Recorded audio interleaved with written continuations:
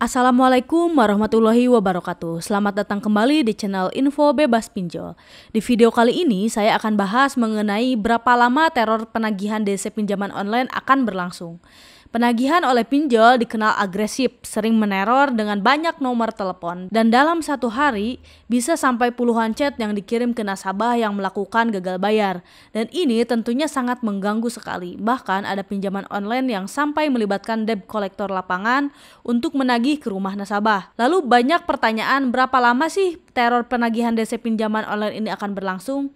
Untuk menjawabnya, kita akan lihat soal proses penagihan yang dilakukan oleh pinjaman online dan kita akan tahu kapan proses penagihan akan berhenti.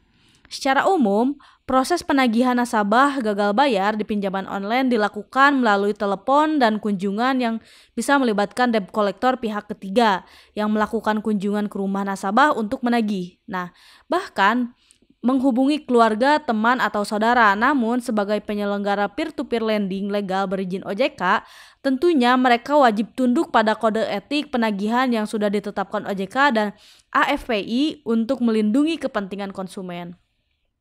Untuk jenis penagihan ada dua macam, yaitu ada penagihan secara debt collection, yaitu penagihan yang menggunakan sarana-sarana komunikasi seperti via telepon, SMS, WhatsApp, email, dan reminder aplikasi pinjaman online tersebut.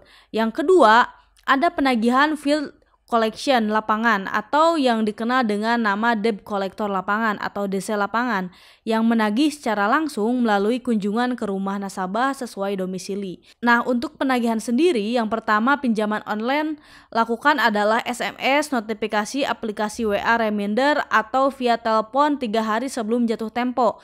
Ini tujuannya adalah untuk mengingatkan nasabah bahwa tagihan pinjamannya akan segera jatuh tempo dan harus segera dibayar. Yang step kedua, saat melewati jatuh tempo atau disebut dengan nasabah gagal bayar, di mana penagihan ini masih dilakukan dengan cara debt collection, yaitu penagihan via telepon, WhatsApp, SMS, notifikasi aplikasi, dan email. Dan ini berlangsung selama 1-30 hari setelah keterlambatan, di mana penagihan ini harus sesuai dengan kode etik yang menagih harus di jam yang sudah ditentukan, yaitu dari jam 8 pagi sampai jam 8 malam.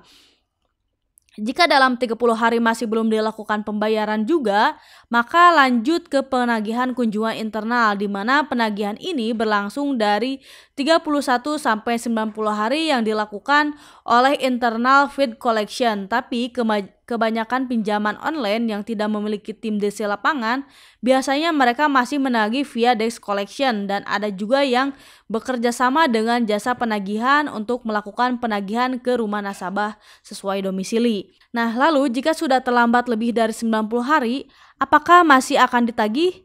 Secara ketentuan dari OJK, proses penagihan di peer-to-peer lending, Badan Hukum Kebanyakan Pinjol di Indonesia diperbolehkan paling lama menagih selama 90 hari. Berarti aman setelah 90 hari terlambat? Jangan senang dulu. Di hari ke-91, perusahaan peer-to-peer lending akan menyerahkan proses penagihan ke pihak ketiga, bisa dalam bentuk kerjasama atau penjualan tagihan. Kenapa bisa dijual?